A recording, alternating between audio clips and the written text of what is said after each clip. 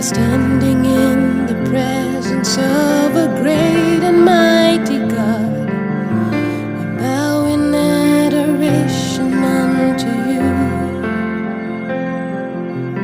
with hearts humble, broken, full of gratitude to you.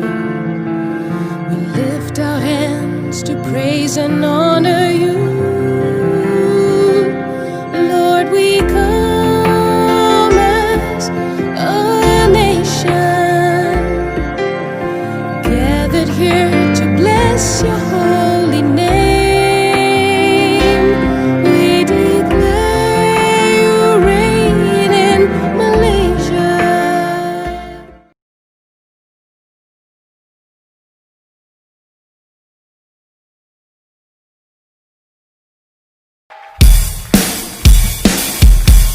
Tidak ada nama lain yang lebih dahsyat daripada nama Yesus. Amin.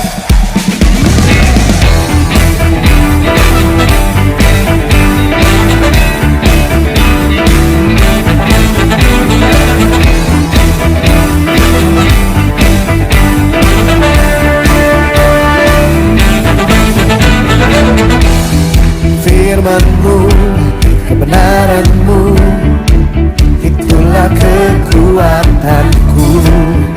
Iman dan keadilan menjadi perlindunganku. Ku tahu lawanku tak berkuasa atasku. Di dalam nama-Mu ku pegang kemenanganku. Sebab itu ambillah senjata Allah di dalam kuasa nama-Nya, dan kan ku injak-injak iblis di kakiku di dalam kuasa nama-Nya.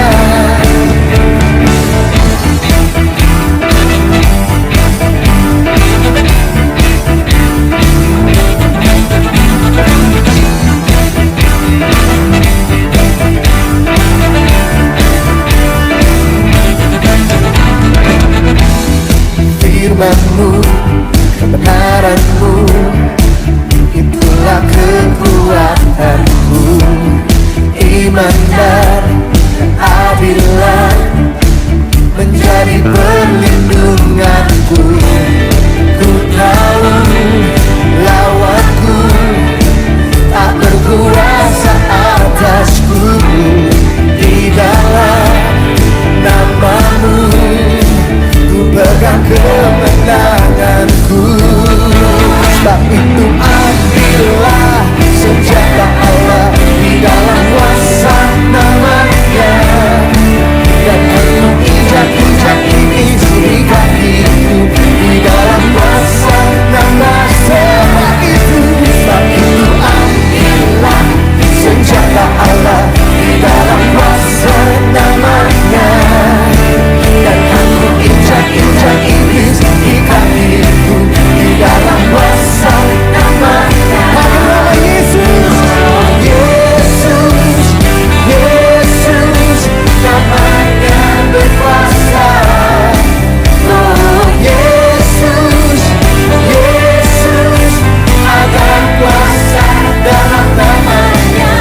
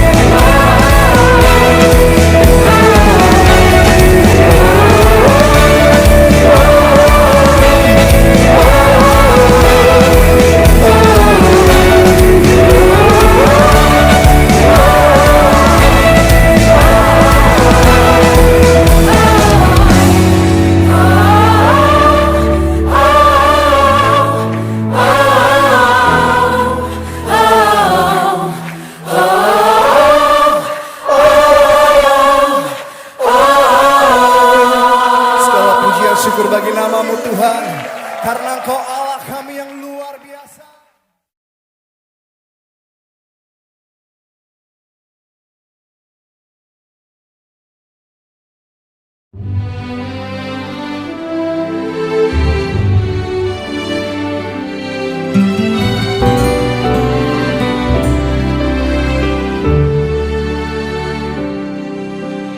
Tak terbatas kuasa-Mu Tuhan, semua dapat Kau lakukan. Apa yang kelihatan mustahil bagiku, itu sangat mungkin bagimu. Tak terbatas kuasa-Mu Tuhan, semua dapat Kau lakukan. Apa yang kelihatan mustahil bagiku, itu sangat mungkin bagimu. Di saat ku tak berdaya, kuasa-Mu yang sempurna. Ketika ku percaya, mujizat itu nyata. Bukan karena kekuatan, namun Roh-Mu ya Tuhan. Ketika ku berdoa, mujizat itu nyata.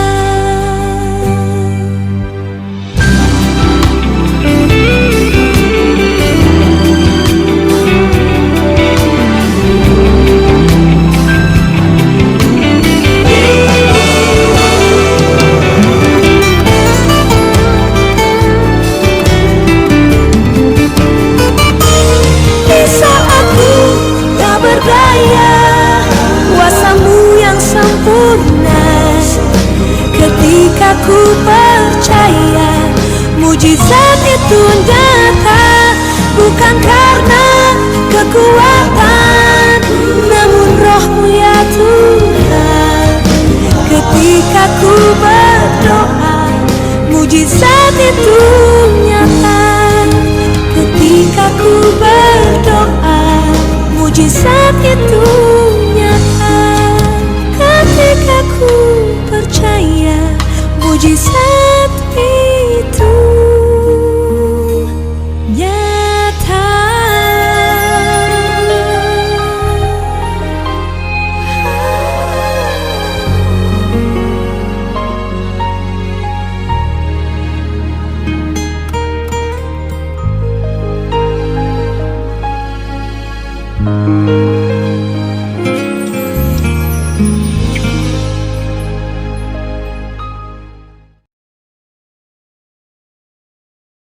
Haleluya, salam anak-anak Tuhan, selamat pagi. Kita kembali lagi di dalam kebaktian secara online.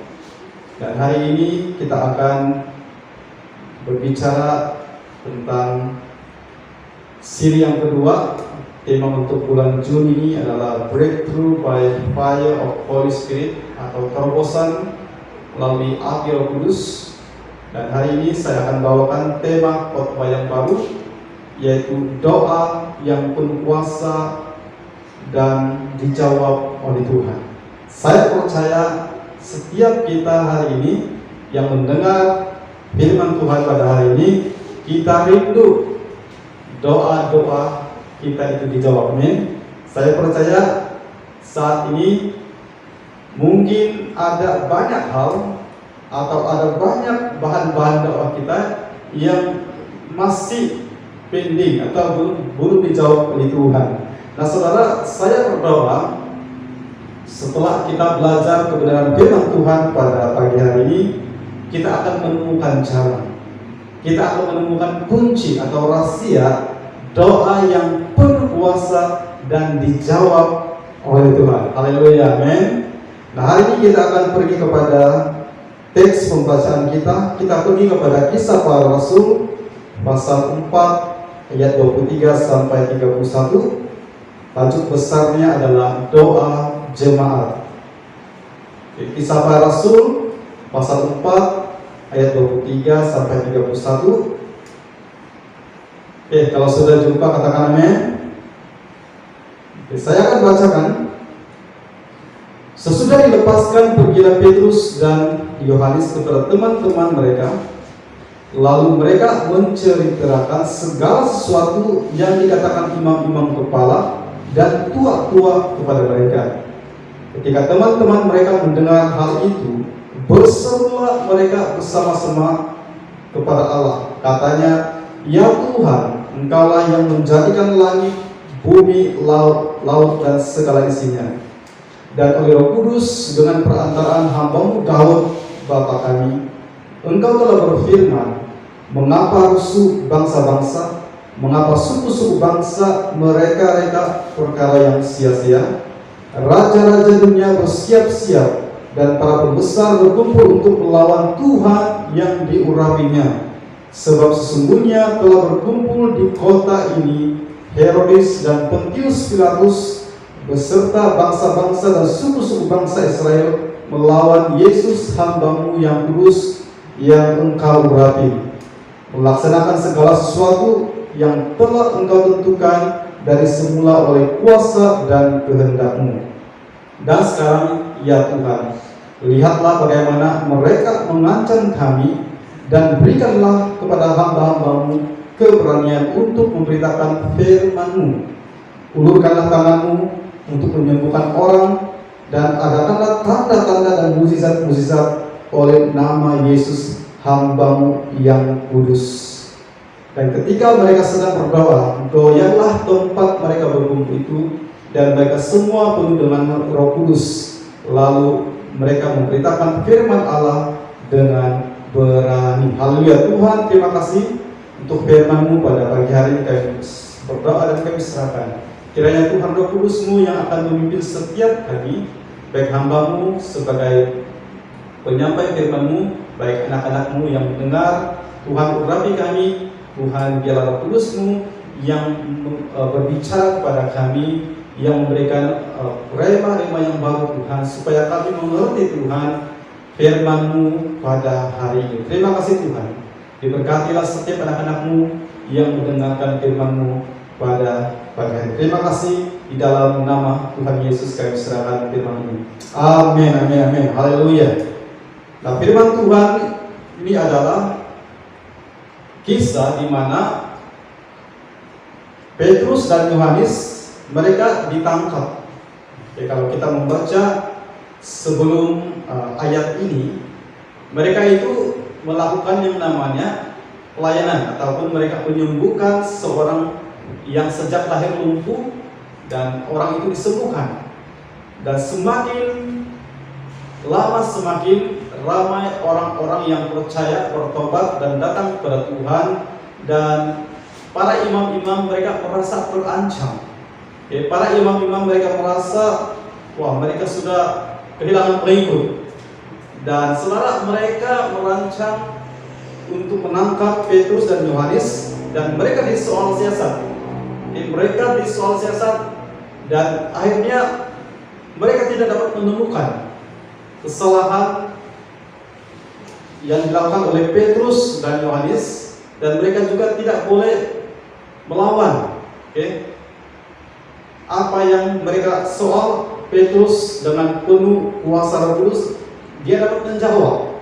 Dan akhirnya saudara, para imam-imam itu mengancam supaya jangan memberitakan yang namanya Yesus. Tetapi saudara, kita tahu Petrus yang mereka kenal bukan Petrus yang dulu. Petrus sudah mengalami yang namanya breakthrough, terobosan ketika Roh Kudus dicurahkan ke atas mereka. Petrus mengalami yang namanya perubahan yang dasar, berubah secara total. Yang dulunya penakut menjadi berani, yang dulunya tidak berhikmat ada hikmat, yang dulunya tidak ada kuasa sekarang melakukan kuasa yang lebih besar, bahkan luar biasa. Nah saudara, ketika mereka dilepaskan, maka Petrus dan Yohanes pergi kepada teman-teman mereka, dan mereka menyaksikan ataupun mereka bersaksi atau mereka menceritakan segala sesuatu yang dikatakan oleh imam-imam kepala dan tua-tua kepada mereka. Nah, apa yang dikatakan? Nah, salah satu yang dikatakan adalah mereka melarang Petrus dan Yohanes untuk memberitakan nama Yesus. Tetapi saudara, Petrus berkata, siapa yang kamu harus taat? Taat kepada manusia ataupun taat kepada Tuhan? Dan saudara, mereka tidak dapat mencari kesalahan dan akhirnya mereka dilepaskan. Dan pada waktu itulah mereka pergi berjumpa dengan teman-teman dan mereka menceritakan. Dan saudara, yang luar biasa dan menariknya adalah jemaat-jemaat Tuhan pada waktu itu yang sedang berdoa, ketika mereka mendengar ancaman bahwa mereka akan diancam bunuh, diancam begitu keras supaya jangan lagi memberitakan nama Yesus. Saudara, kalau orang yang tidak mengalami yang namanya breakthrough, saudara, tidak mengalami yang namanya terobosan, maka saudara, saya pasti respon mereka ketika mereka diugut, ketika mereka diancam, pasti respon mereka itu, pasti mereka takut, pasti mereka lari. Tetapi saudara, ini yang saya katakan, karena terjadinya pencurahan Roh Kudus dan breakthrough, terobosan terjadi atas rasul-rasul, bahkan murid-murid, bahkan jemaat-jemaat pada waktu itu, saudara, mereka diurapi, mereka diberikan yang namanya kuasa, sehingga ketika mereka mendengar ancaman, mereka punya respon bukan takut, bukan lari, saudara, tetapi mereka datang kepada Tuhan, mereka berdoa kepada Tuhan, supaya mereka diberikan yang namanya kekuatan, keberanian lebih lagi, supaya mereka dapat melayani Tuhan, memberitakan nama Tuhan. Haleluya. Jadi saudara, ini yang membuatkan saya tertarik secara pribadi. Orang-orang yang hidupnya diubahkan, orang-orang yang mengalami terobosan, orang-orang itu pasti apapun tentangan, apapun ancaman-ancaman yang dialami, dia tidak akan pernah takut, saudara. Jadi saudara, hari ini kita belajar bagaimana doa yang berkuasa, bagaimana doa yang dijawab oleh Tuhan. Nah, saya belajar beberapa hal, saudara, yang saya akan bagikan pada hari ini. Bagaimana doa yang berkuasa, bagaimana doa yang dijawab oleh Tuhan. Dan saya berdoa, apabila kita mengerti kebenaran firman Tuhan pada pagi hari, maka doa kita yang selama ini yang tidak berkuasa akan menjadi doa yang berkuasa. Amin. Kalau saudara, doa kita yang selama ini masih belum dijawab oleh Tuhan, masih pending lagi, maka saudara, saya berdoa ketika kita belajar firman Tuhan pada pagi hari ini, maka doa kita itu pasti dijawab oleh Tuhan. Yang percaya katakan amin. Haleluya. Nah saudara, kita lihat ketika mereka datang kepada Tuhan, waktu ada ancaman, mereka meminta kepada Tuhan, ulurkanlah tanganmu supaya rasul-rasulmu itu akan terus melakukan yang namanya tanda-tanda mukjizat, tanda-tanda ajaib, dan berikanlah kami keberanian supaya kami terus memberitakan namamu. Saudara, kita lihat di dalam ayat ke-31. Dan ketika mereka sedang berdoa, goyanglah tempat itu, tempat mereka berkumpul, dan mereka semua penuh dengan Roh Kudus. Haleluya, saudara. Dan ini yang kita belajar, saudara.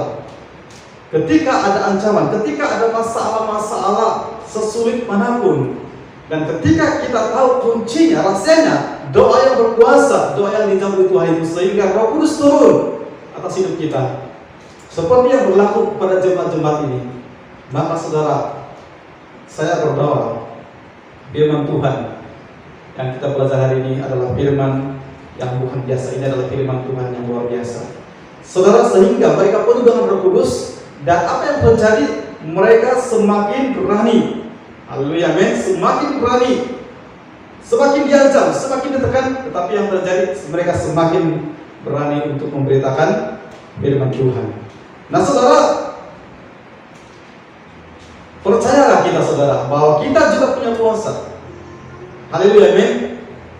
Kita punya kuasa. Tuhan sudah memberikan kita kuasa itu.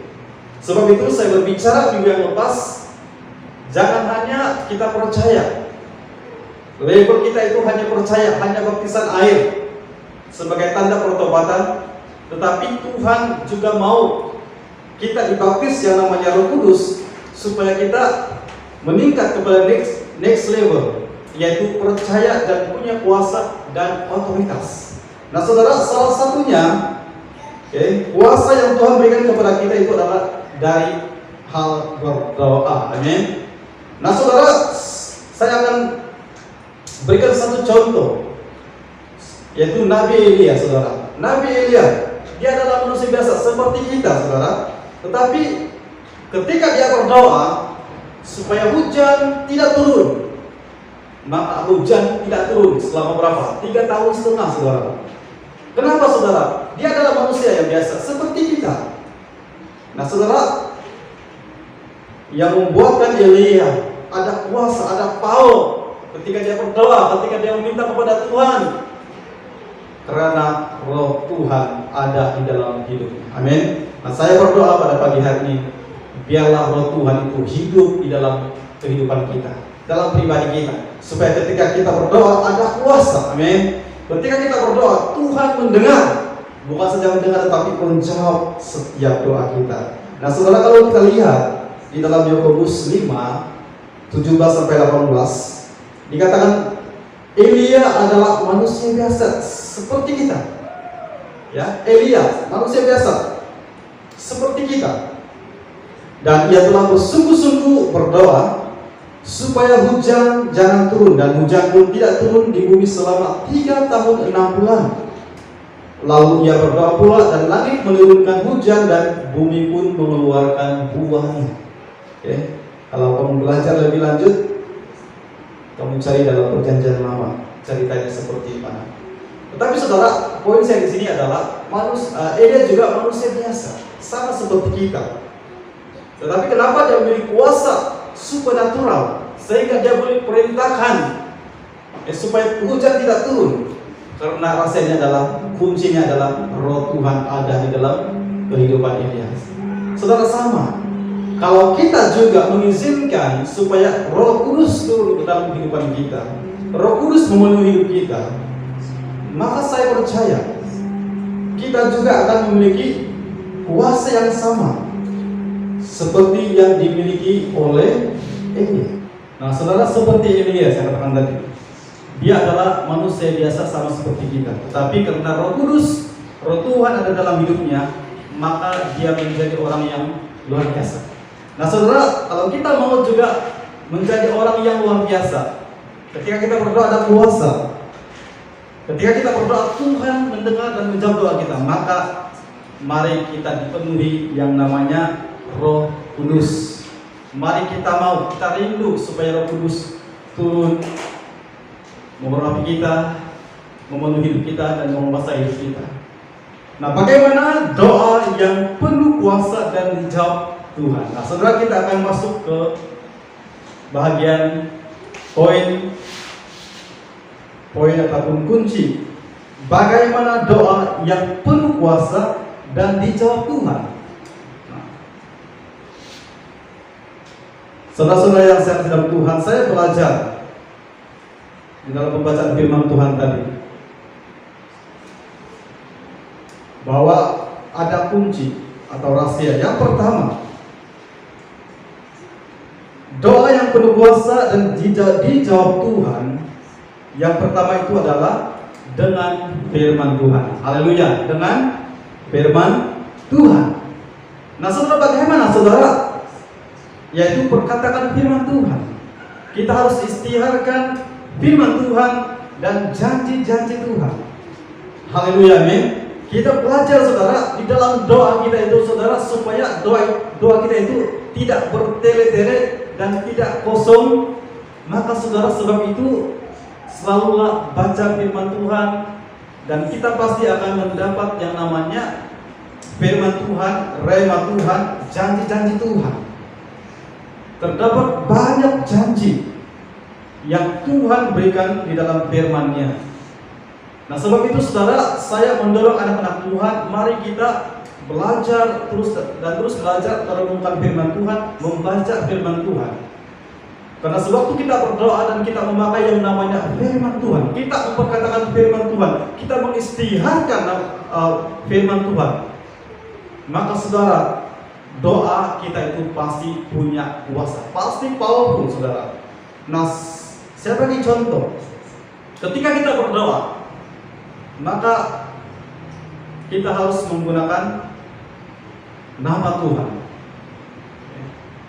Nah, contoh yang saya akan bagikan adalah kalau kita berdoa orang yang sakit, maka saudara kita harus berdoa dengan sungguh-sungguh dan kita perkatakan oleh darah anak domba, oleh darah Yesus, oleh bilur-bilur Yesus, segala sakit penyakit disembuhkan. Haleluya, amin. Kita belajar perkatakan, kita belajar istiharkan supaya doa kita itu punya kuasa. Amin. Nah, kita lihat contoh. Petrus sendiri memakai perkataan firman Tuhan sewaktu menyembuhkan orang lumpuh sejak lahir di bait Allah. Petrus berkata, tetapi emas dan perak tidak ada padaku, tetapi apa yang kupunyai kuberikan kepadamu. Demi nama Tuhan Yesus Kristus orang Nazaret itu, berjalanlah. Haleluya, amin. Nah, saudara, pada waktu itu orang lumpuh ini selalu diletakkan di pintu gerbang supaya waktu ada orang yang melintas atau lalu di tempat itu, dia meminta sedekah. Dan ketika Petrus dan Yohanes lalu di tempat itu, dia menatap Petrus dan Yohanes mengharapkan sesuatu agar diberikan uang atau sebagainya. Tapi Petrus berkata, emas dan perak tidak ada padaku, tetapi yang aku punya. Apa yang Petrus punya? Yaitu iman, yaitu Yesus, yaitu firman. Karena sebenarnya kita tahu bahwa pada mulanya adalah firman, dan Yesus itu adalah firman. Maka Petrus berkata, apa yang kupunyai kuberikan kepadamu. Saudara, kalau kita diisi dengan firman Tuhan, kita tahu tentang banyak hal tentang firman Tuhan, maka saudara, itu adalah sesuatu yang baik. Ketika kita berdoa, saudara, maka kita memakai seperti yang dilakukan oleh Petrus, dan dia berkata, apa yang kupunyai kuberikan kepadamu. Demi nama Tuhan Yesus Kristus orang Nazaret itu, berjalanlah. Maka saudara, ketika Petrus mengangkat tangan, orang lumpuh itu langsung sembuh. Haleluya. Jadi saudara, yang pertama adalah dengan firman Tuhan. Yang kedua, dengan perkataan profetik. Sekali lagi, dengan perkataan profetik atau nubuat. Doa yang penuh kuasa dan dijawab oleh Tuhan itu adalah dengan perkataan profetik ataupun perkataan nubuat. Nah, saudara, beberapa minggu yang lepas saya berbicara tentang perkataan ini. Apa maksud perkataan ini? Nah, perkataan profetik itu bermaksud mengucapkan sesuatu yang belum terjadi dan percaya pasti terjadi, amin. Dan berdoa sampai sesuatu terjadi. Jadi berdoa secara profetik itu adalah kita berdoa terus menerus, walaupun hal itu belum kelihatan, tapi kita terus berdoa, kita terus istiharkan. Kalau kesembuhan itu walaupun belum terjadi, tetapi kita katakan, saya sembuh. Orang yang kita doakan itu sudah sembuh. Kita terus berkatakan dengan iman. Maka saudara, saya percaya doa seperti itu adalah doa yang penuh kuasa dan pasti dijawab di Tuhan. Maka saudara, mari kita berdoa dengan perkataan-perkataan yang baru. Jadi perkataan profetik, bukan lagi perkataan yang meminta-minta. Meminta kasihan dengan Tuhan. Saudara, doa profetik itu bukanlah doa permintaan. Tetapi doa profetik itu adalah kita mengistiharkan, kita mengucapkan. Walaupun belum terjadi, tetapi kita percaya pasti terjadi dan Tuhan pasti akan menjawab. Nah, contohnya adalah perkataan Kaleb ketika dia menenteramkan bangsa Israel. Pada waktu itu kita belajar ada 10 pengintai yang memberitakan ataupun memberi laporan yang negatif sehingga bangsa Israel menjadi takut. Tetapi pada waktu itu Kaleb, dia datang kepada Musa dan Harun dan dia berkata kepada jemaah bangsa Israel pada waktu itu bahwa kita pasti menang. Ya, walaupun mereka belum maju berperang. Tetapi saudara, apa yang dikatakan oleh Kaleb? Dikatakan tidak. Kita akan maju dan menduduki negeri itu, sebab kita pasti akan mengalahkannya. Haleluya, amin. Mereka belum masuk, mereka belum berperang, tetapi Kaleb punya perkataan itu adalah perkataan yang berkuasa, perkataan profetik, sebab dia mengatakan sesuatu yang belum terjadi. Tetapi dengan iman dia percaya bahwa Tuhan pasti akan mengalahkan musuh. Tuhan pasti akan memberikan kemenangan kepada bangsa Israel pada waktu itu. Nah saudara, itu yang saya maksudkan, perkataan profetik.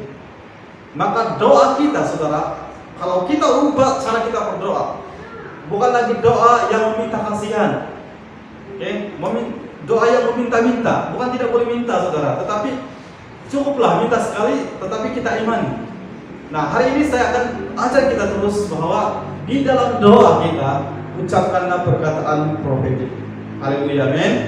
Nah saudara, ingat, apa yang kita katakan itu ada kuasa. Kalau kita terus mengatakan hal-hal yang baik, yang positif, maka kita akan mengalami ataupun kita akan menikmati hal-hal positif. Kalau kita terus mengatakan hal yang negatif, maka yang terjadi adalah negatif. Karena saudara, perkataan kita ini punya kuasa, punya kuasa untuk membangun ataupun meruntuhkan.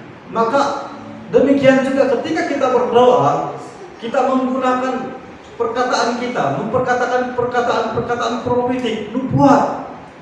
Maka apa yang kita ucapkan, maka itulah yang Tuhan akan lakukan.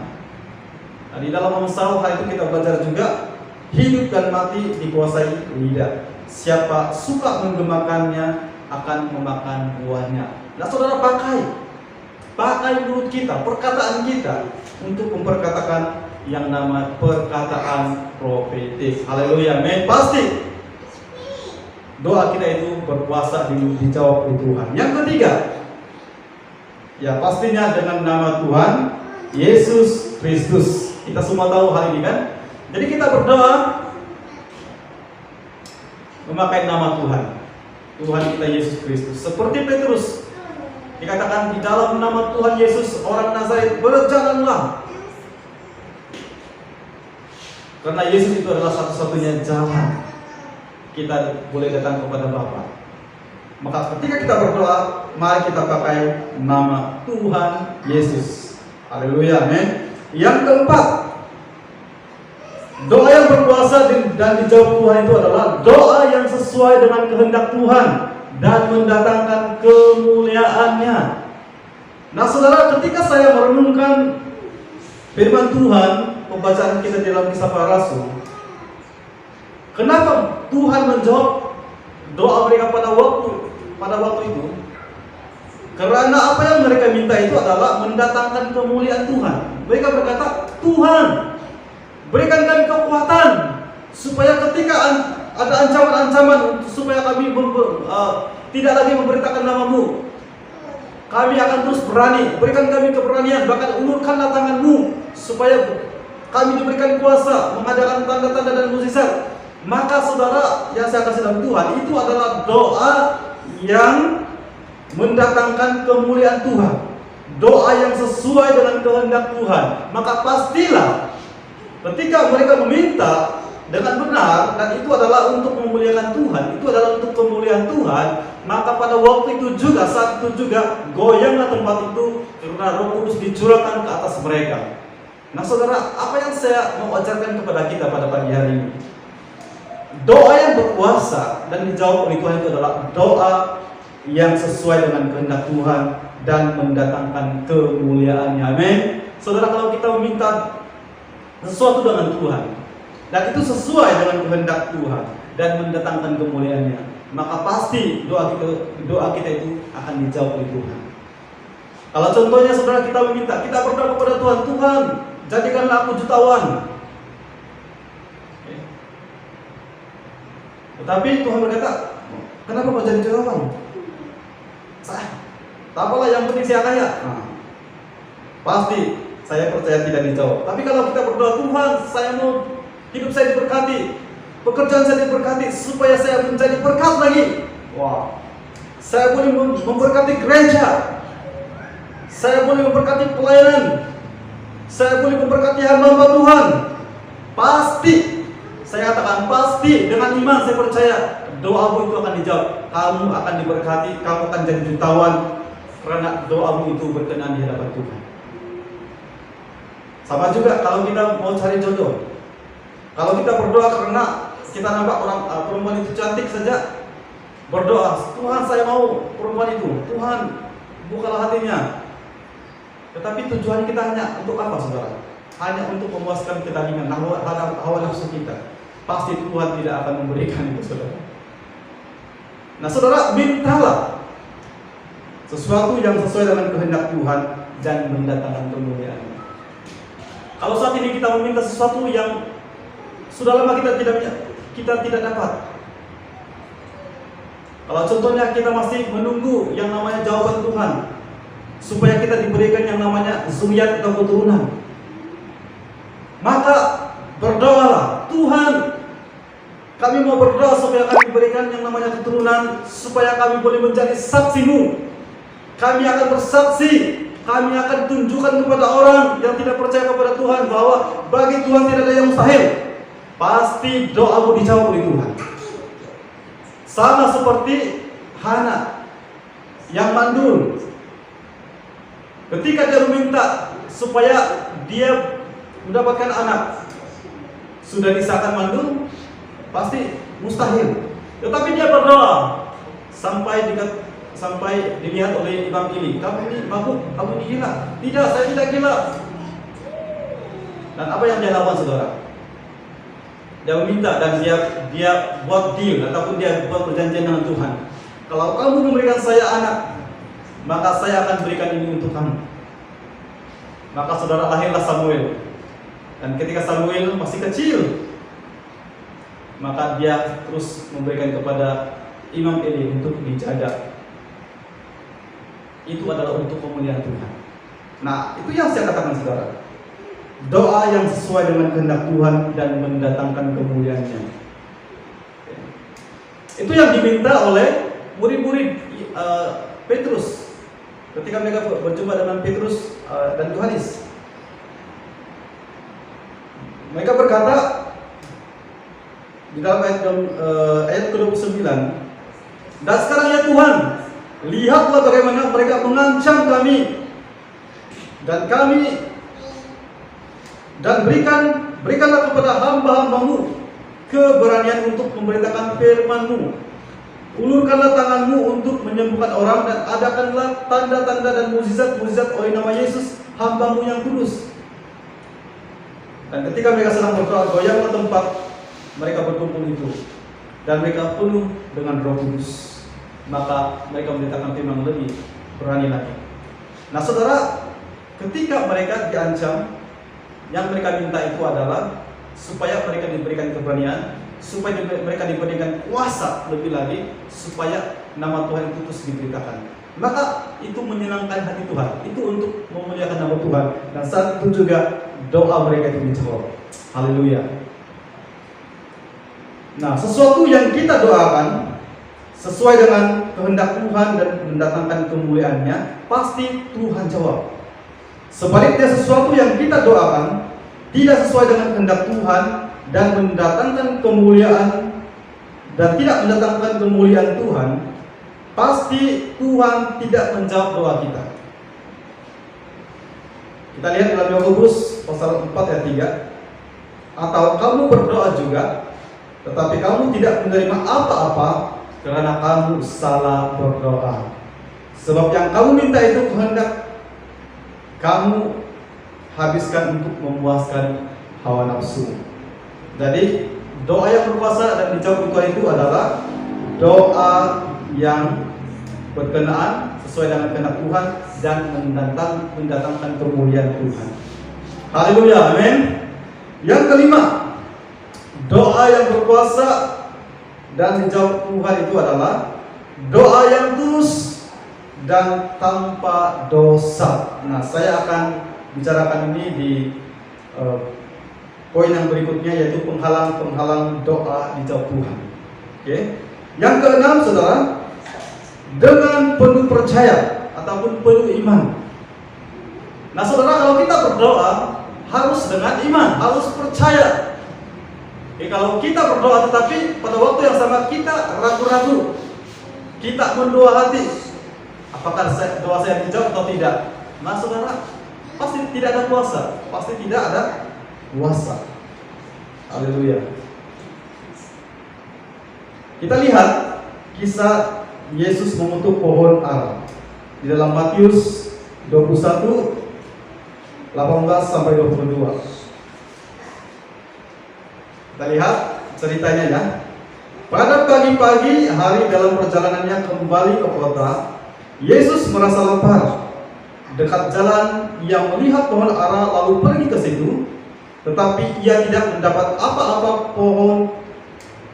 pada pohon itu selain daun-daun saja. Katanya kepada pohon itu, engkau tidak akan berbuah lagi selama-lamanya. Dan seketika itu juga keringlah pohon ara itu. Melihat kejadian itu tercenganglah murid-muridnya lalu berkata, bagaimana mungkin pohon ara itu sekonyong-konyong menjadi kering? Yesus menjawab mereka, aku berkata kepadamu, sesungguhnya jika kamu percaya dan tidak bimbang, kamu bukan saja dapat berbuat apa yang kuperbuat dengan pohon ara itu, tetapi juga jika kamu berkata kepada gunung ini, beranjaklah dan tercampaklah ke dalam laut, hal itu akan terjadi. Dan apa saja yang kau minta dalam doa dengan penuh kepercayaan, kamu akan menerimanya. Amin. Nah saudara, Yesus berkata kepada murid-muridnya ketika murid-muridnya merasa heran, tercengang. Karena pada waktu Yesus mengatakan kepada pohon ara itu, pada waktu itu juga keringlah daun-daun pohon ara itu. Maka bagaimana mereka begitu berkata, bagaimana Tuhan lakukan? Bagaimana guru lakukan? Dan Yesus berkata, sesungguhnya jika kamu percaya dan tidak bimbang, maksudnya sungguh-sungguh percaya, sungguh-sungguh punya iman. Apa yang kita katakan kita imani, kita percaya. Haleluya, amin. Jangan bimbang, karena Tuhan Yesus berkata kalau kita bimbang, maka kita tidak akan dapat. Oke? Sebab itu dikatakan dalam ayat yang ke-22, dan apa saja, haleluya, apa saja yang kita minta dalam doa dengan penuh kepercayaan, tidak bimbang sedikit pun, kita pasti akan mendapatkan. Amin. Haleluya. Nah saudara, mari kita berdoa dengan sungguh-sungguh, percaya dengan iman bahwa apa yang kita ucapkan itu pasti Tuhan akan berikan. Haleluya. Amin. Dan yang terakhir, konsisten dalam doa dan puasa. Haleluya, amin. Nah saudara, berapa banyak di antara kita yang sudah mempraktikkan doa dan puasa? Saudara, doa dan puasa itu adalah alkitabiah. Bahkan saudara, kalau kita melihat dalam perjanjian lama ataupun baru, kita melihat beberapa hamba-hamba Tuhan yang dipakai oleh Tuhan luar biasa, yang dilepaskan oleh Tuhan secara luar biasa karena mereka berdoa dan berpuasa. Haleluya. Nah karena Tuhan, mari saya tentang hari ini, mari kita berpuasa sekurang-kurangnya 1 minggu 1 kali.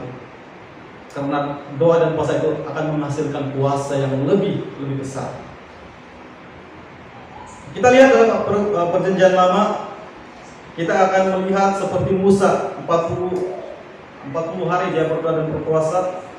Esther juga berdoa 3 hari 3 malam, tidak makan tidak minum sehingga mereka luput daripada maut.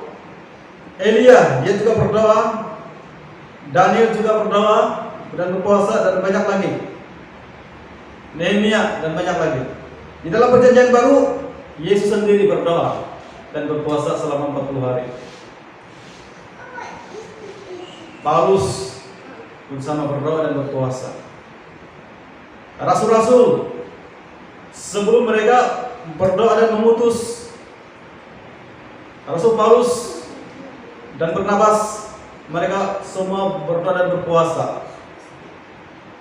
Karena ketika kita berdoa dan berpuasa, ada kuasa yang dahsyat yang Tuhan akan kerjakan. Jadi saudara-saudara yang saya kasih dalam Tuhan, saya mendorong mari kita berdoa dan berpuasa. Haleluya, amin. Haleluya. Jadi tadi kita belajar bagaimana doa yang berpuasa dan dijawab oleh Tuhan, atau kunci atau rahasia.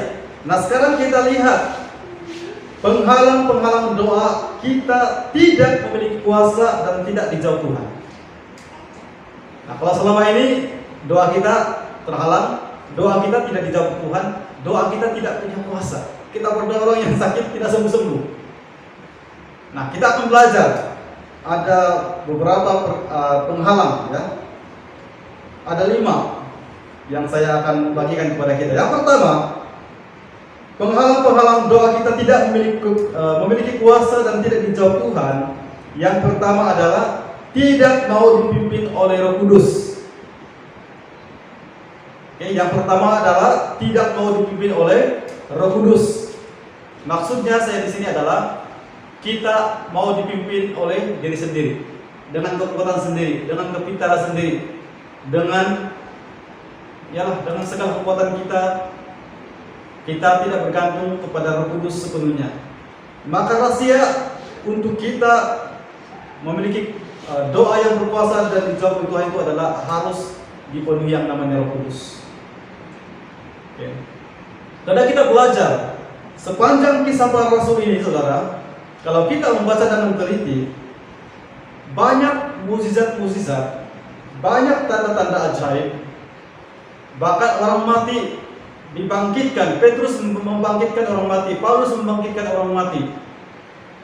Kalau kita selidiki kitab kisah para rasul ini, ceritanya tentang Roh Kudus. Roh Kuduslah yang berkarya. Roh Kuduslah yang mengerjakan semuanya itu dengan memakai rasul-rasulnya ataupun hamba-hambanya. Sehingga apa yang mereka lakukan itu luar biasa. Ada mukjizat. Kalau kita lihat mukjizat Tuhan itu luar biasa. Bayangan Petrus saja orang kulit sembuh. Sapu tangan saja yang dipakai oleh Paulus diletakkan kepada orang yang sakit, orang yang kerasukan iblis sembuh, dan juga setan itu keluar, diusir. Semuanya karena karya Roh Kudus. Maka jangan pernah kita meninggalkan yang namanya Roh Kudus. Roh Kudus harus tinggal dalam kehidupan kita, maka doa kita pasti akan memiliki kuasa dan dijawab oleh Tuhan. Amin. Yang kedua, penghalang doa kita tidak memiliki kuasa dan tidak dijawab oleh Tuhan adalah ada dosa-dosa yang masih menjadi penghalang dalam kehidupan kita. Nah, itu yang saya katakan, doa itu harus tulus tanpa dosa. Bagaimana? Apa maksudnya? Saudara, memang manusia itu setiap hari kita tidak lari yang namanya kesalahan, jatuh di dalam dosa. Tetapi masalahnya adalah seringkali kita sudah sadar kita jatuh di dalam dosa, kita tidak pernah bertobat. Nah, sebab itu Yesus berkata kepada murid-muridnya, dia mengajarkan kepada murid-muridnya bahwa kita lihat firman Tuhan bahwa kalau kita berdoa itu harus dengan tulus dan suci. Dikatakan, dan jika kamu berdiri untuk berdoa, ampunilah dahulu sekiranya ada barang sesuatu dalam hatimu terhadap seseorang, supaya juga Bapamu yang di surga mengampuni kesalahanmu. Nah, dengan jelas Yesus berkata, kalau kita datang kepada Tuhan, kita berdoa kepada Tuhan, kita menyembah Tuhan, tetapi hidup kita sendiri belum beres, kita masih kepahitan, kita masih ada dendam, kita masih marah-marah, kita masih menyimpan dendam, tidak mengampuni, bahkan tidak menerima pengampunan, maka itu sesuatu yang bahaya, dan pasti doa kita terhalang. Bahkan bukan saja terhalang, kita juga akan mengalami masalah-masalah yang lain, masalah-masalah yang lain. Sebagai satu contoh, saya percaya sakit penyakit itu bukan hanya berpunca daripada apa yang kita makan, tetapi berpunca juga akibat kita stres, kita sakit hati, kita menyimpan kepahitan, kita menyimpan dendam, sehingga itu menjadi penyakit. Ada orang yang bertahun-tahun tidak mengampuni, dia menjadi sakit. Oke, saya kenal ada hamba Tuhan dulu tidak mengampuni orang yang menyakiti hati dia, sehingga akhirnya bertahun-tahun dia pendam kepahitan itu, dan itu menghasilkan yang namanya kanker di dalam tubuhnya. Dan akhirnya saudara, dia meninggal dengan penyakit kanker. Sebab itu kalau kita mengampuni, kalau kita belajar mengasihi, melepaskan pengampunan, maka kalau saat ini kita mempunyai sakit penyakit, maka saya percaya kita akan sembuh. Kita akan ada sukacita, kita akan ada perasaan yang sukacita, dilepaskan daripada ikatan-ikatan seperti ini. Dan saya yakin dan percaya, ketika kita belajar untuk mengampuni, ketika kita belajar untuk tidak menyimpan kepahitan, maka Tuhan bekerja dan Tuhan akan menjawab doa kita. Amin. Nah, sebab itu di dalam Yakobus 5 ayat 16 juga berkata, karena itu hendaklah kamu saling mengaku dosamu dan saling mendoakan supaya kamu sembuh. Karena itu hendaklah kamu saling mengaku dosamu dan saling mendoakan supaya kamu sembuh. Nah saudara, saya banyak pengalaman hari ini saudara. Ketika saya mengikuti camp-camp pria sejati, ada banyak kesaksian yang saya lihat. Belum didoakan ditumpang tangan saudara, mereka hanya mengaku bahwa saya benci kamu, selama ini saya benci kamu, dan waktu itu mereka mengaku, saling mengaku, dan akhirnya ketika mereka mengaku dan mereka berdoa, saat itu juga mereka sembuh. Jadi ayat ini sangat powerful saudara. Oke. Tetapi seringkali ada orang yang memakai doa orang benar. Nah, saudara, kita lihat ayat sebelumnya. Oke. Orang yang benar itu adalah orang yang mau mengampuni, amin. Orang yang saling mengampuni, orang yang saling terbuka. Barulah di dalam Yakobus 5:16 ini, di dalam bagian B, doa orang benar bila dengan yakin didoakan sangat besar kuasanya. Nah, mesti ada pengampunan dulu, ada pemulihan. Kalau kita kepahitan dan kita mengalami yang namanya sakit penyakit, bagaimanapun hamba-hamba Tuhan berdoa untuk kita supaya kita sembuh, kita tidak akan pernah sembuh karena masih ada kepahitan. Jadi itulah penghalang yang kedua. Haleluya, amin. Jadi saya berdoa, jika kita masih ada kepahitan dengan orang-orang, mungkin itu orang tua kita, mungkin itu saudara kita, mungkin itu teman kita, mari saat ini saya dorong, mari kita belajar melepaskan pengampunan. Amin. Yang ketiga, penghalang doa kita sehingga tidak ada kuasa dan tidak dijawab oleh Tuhan adalah kekhawatiran. Siapa yang tidak pernah khawatir hari ini? Pasti kita khawatir, amin. Sebagai manusia biasa kita khawatir. Tetapi saya katakan hari ini, kalau kita sungguh-sungguh mengandalkan hidup kita kepada Tuhan, pasti kekhawatiran itu kita dapat kalahkan, amin. Nah, kekhawatiran. Nah, kenapa kekhawatiran saudara? Karena kekhawatiran membunuh iman dan fokus kita kepada Tuhan. Ketika kita khawatir, ketika kita bimbang, apa yang saya makan, apa yang saya minum, apa yang saya pakai, maka saudara, itu akan mengganggu, bahkan membunuh iman kita dan fokus kita datang kepada Tuhan. Sebab itu Yesus mengajarkan di dalam Matius 6 25 sampai 34, kamu boleh baca. Dia membicarakan tentang hal kekhawatiran dengan detail. Kenapa saudara? Supaya kita tidak khawatir, tidak bimbang. Supaya kita belajar untuk merasa cukup, kita belajar untuk mengucap syukur dalam segala hal. Saudara, seringkali kita khawatir bukan karena kita tidak ada makanan, tetapi kita mau lebih. Kita tidak tahu bersyukur. Oke, ada yang berkata, Pastor, semakin banyak gaji saya, maka semakin besarlah periuk saya.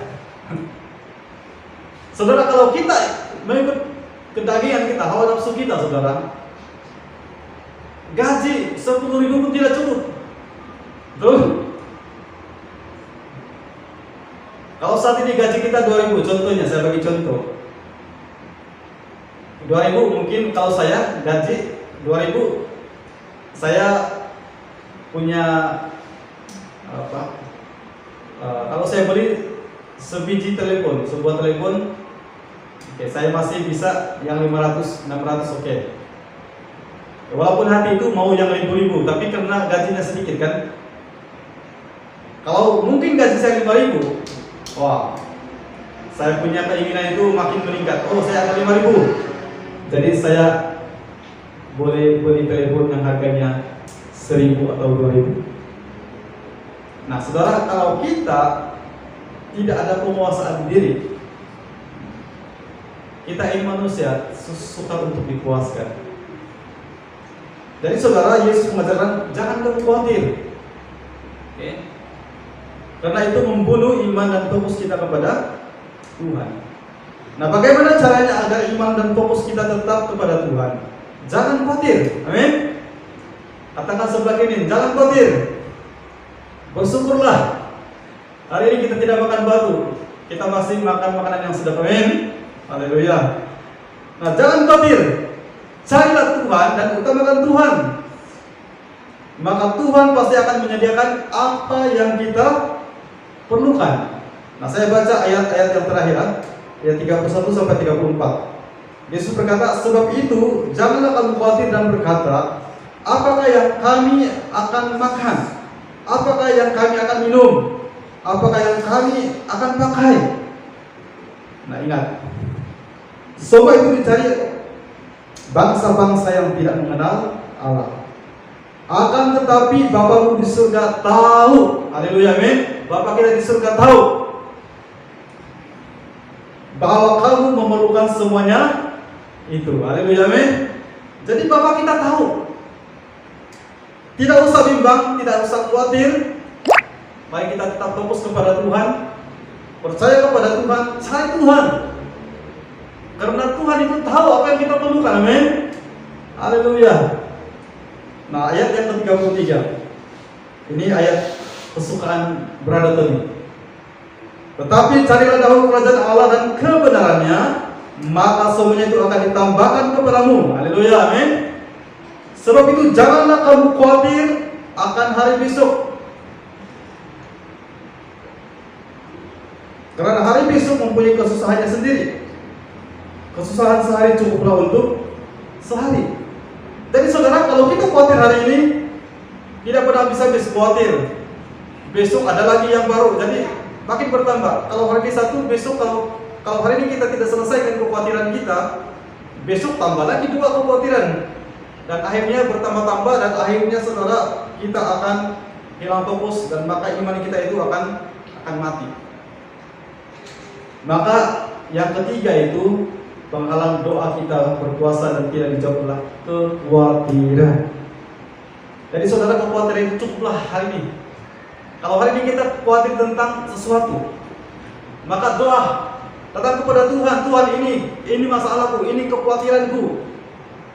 Tolong aku Tuhan, dan aku mau berharap kepada Engkau Tuhan, supaya hari esok tidak ditambah lagi. Kalau ada pun, ya doakan hal yang sama. Jangan kita kumpul-kumpul kekhawatiran sampai saudara kita stres, bahkan kita sakit. Amin. Haleluya. Yang keempat, penghalang salah berdoa. Oke, salah berdoa. Nah, saya katakan tadi, doa yang berkuasa itu adalah doa yang berkenaan dan untuk kemuliaan Tuhan. Tapi seringkali kita berdoa untuk keinginan diri sendiri. Jadi jangan salah berdoa. Oke. Doa yang memuaskan keinginan sendiri bukan memuliakan Tuhan. Oke, saya katakan tadi contoh, Tuhan berkati saya, berkati pekerjaan saya, berkati keluarga kami, berkati ya supaya kami menjadi orang yang diberkati dan kaya. Nah, saudara tahu nggak saudara, tujuan Tuhan memberkati kita supaya kita boleh menjadi berkat. Amin. Itu tujuan Tuhan. Supaya kalau kita diberkati lebih lagi, maka kita akan lebih lagi menjadi berkat. Amin. Dan itu memuliakan Tuhan. Sebab itu Tuhan berkata, muliakanlah Tuhan dengan hartamu. Saya percaya saudara, ketika kita mulai memuliakan Tuhan dengan apa yang kita minta, berkat yang kita terima, maka apa yang kita berikan itu saudara, itu akan menyelamatkan, itu akan menyentuh, dan orang pasti akan datang berbondong-bondong percaya kepada Tuhan. Tapi kalau kita berdoa supaya kita diberkati dan akhirnya kita menjadi sombong, maka itu sama sekali sia-sia. Jadi jangan salah berdoa. Oke, kita harus berdoanya tepat. Haleluya. Katakan sebelah kanan, jangan salah berdoa. Kalau berdoa minta yang benar. Oke, mintalah sesuatu yang memuliakan Tuhan. Haleluya. Yang kelima dan terakhir, penghalang doa yang berkuasa dan dijawab oleh Tuhan adalah malas. Katakan malas. Katakan sebelah kiri, jangan malas-malas. Haleluya. Kalau malas, kita tidak akan mendapat berkat. Doa kita tidak akan dijawab oleh Tuhan. Nah, malas. Doa harus disertai dengan tindakan. Bukan hanya berdoa tapi tidak bertindak. Bukan hanya berdoa tetapi duduk diam. Oke? Doa itu harus disertai dengan tindakan. Seperti halnya juga iman tanpa perbuatan pada hakikatnya adalah mati. Oke? Jadi saya percaya Tuhan yang kita sembah itu adalah Tuhan yang luar biasa. Tuhan yang memiliki segala sumber berkat. Bahkan saya percaya hari ini berkat-berkat Tuhan itu tersedia bagi kita. Apakah itu berkat jasmani, apakah itu berkat rohani, Tuhan sudah sediakan semuanya itu. Tetapi bahagian kita apa saudara? Adalah melangkah taat kepada Tuhan. Haleluya, amin. Melangkah dan mengambil berkat itu. Kita tidak akan pernah menerima berkat yang ada di hadapan kita tanpa kita bertindak. Maka jangan malas. Jangan hanya berdoa tapi malas. Oke? Malas berdoa, malas baca firman Tuhan, malas melayani, malas bekerja, semua malas. Maka jangan harap doa kita itu dijawab. Jangan harap doa kita itu ada kuasa. Nah, saya akan mengambil beberapa contoh nasihat-nasihat di dalam Amsal supaya kita tidak malas. Oke, supaya yang selama ini malas akan jadi rajin. Amin. Haleluya. Saya berdoa anak-anak Tuhan di Grace Baton dan di mana saja yang mendengar firman Tuhan ini, kita tidak akan malas-malas lagi. Amin. Kita akan menjadi orang percaya, anak-anak Tuhan yang rajin. Haleluya. Amin. Haleluya. Nah, di dalam kitab Amsal, oke, banyak memberikan nasihat. Nah, beberapa petikan yang saya akan ambil di dalam Amsal 6 ayat 6 dikatakan, hai pemalas, pergilah kepada semut. Aduh, malulah kita kalau Tuhan ajar kita belajar daripada semut. Sepatutnya semut belajar daripada kita. Perhatikan lakunya dan jadilah bijak. Nah, kita tahu semut itu adalah sejenis hewan yang rajin. Semut itu tidak kira musim kemarau, musim hujan, dan musim apa, mereka tetap mengumpul makanan supaya ada persediaan makanan ketika adanya masalah kebuluran atau tidak ada makanan ataupun musim panas dan sebagainya. Jadi saudara, kita juga sebagai orang-orang percaya, kita harus jangan malas, jangan hanya tunggu berkat itu datang, jangan tunggu kerajaan suap, kerajaan bagi kelonggaran. Kita pun dikeluarkan, kita punya IPF, terus tidak mau kerja. Nah saudara, jangan, karena kita tidak tahu di masa-masa akan datang masa-masa kesukaran. Jadi waktu ini, waktu kita dalam keadaan yang tubuh kita yang sehat, masih kuat bekerja, ini adalah waktunya untuk kita rajin bekerja untuk persiapan kita. Amin. Amsal 6 ayat 9 sampai 11 juga dikatakan, hai pemalas, berapa lama lagi engkau berbaring? Bilakah engkau akan bangun dari tidurmu? Tidur sebentar lagi, melipat tangan sebentar lagi untuk tinggal berbaring. Maka datanglah kemiskinan kepadamu seperti seorang penyerbu, dan kekurangan seperti orang yang bersenjata. Nah saudara, kalau orang yang malas itu saudara, maka jangan harap jadi kaya. Ada orang yang mengharapkan bisnis yang belum tentu itu adalah mendatangkan berkat ataupun hanya scammer. Dikatakan kalau kita tengok YouTube saja, tengok like dan komen, kita akan dapat duit.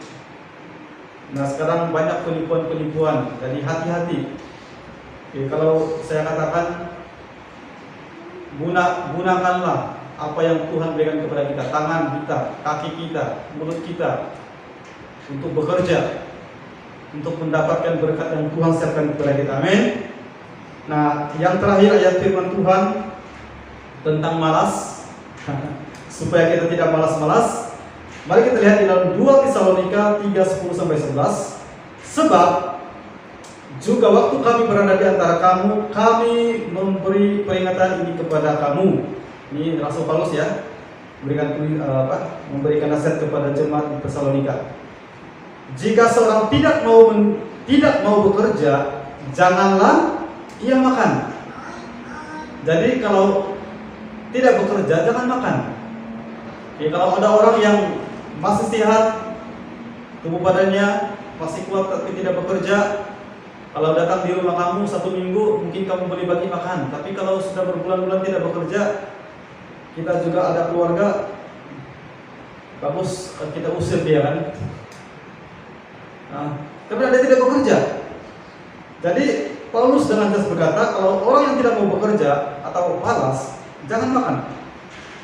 Dikatakan, kami katakan ini karena kami dengar bahwa ada orang yang tidak tertib hidupnya dan tidak bekerja, melainkan sibuk dengan hal-hal yang tidak berguna. Jadi Rasul Paulus mendengar berita tentang ada orang-orang yang tidak tertib hidupnya, dan ada orang-orang yang mulai mengikuti teladan mereka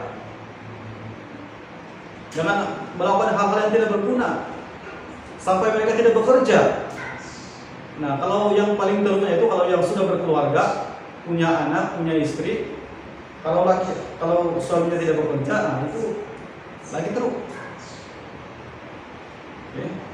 Jadi Paulus menasihatkan kepada jemaat Tesalonika supaya jangan seperti mereka yang hidupnya tidak bekerja, hidupnya tidak tertib, dan mereka sibuk dengan hal yang tidak berguna. Nah, saya tidak tahu pada waktu itu apa hal-hal yang tidak berguna. Mungkin melepak, mungkin mereka gosip sana gosip sini, atau apapun, apa sajalah. Tetapi kalau saya boleh berikan contoh pada waktu-waktu ini, ada orang yang tidak bekerja, melainkan sibuk dengan hal yang tidak berguna. Ada orang yang sekarang yang sanggup tidak bekerja karena hanya melayani yang namanya game online. Berjam-jam main game online. Nah, saya boleh katakan kalau sampai ketagihan, sampai tidak mau kerja karena game online, saya katakan bahwa orang itu adalah orang yang tidak tertib hidupnya. Maka saudara-saudara yang saya dalam nama Tuhan, jangan sampai hidup kita ini dikuasai tingkat yang namanya game online, sehingga kita menjadi orang yang pemalas.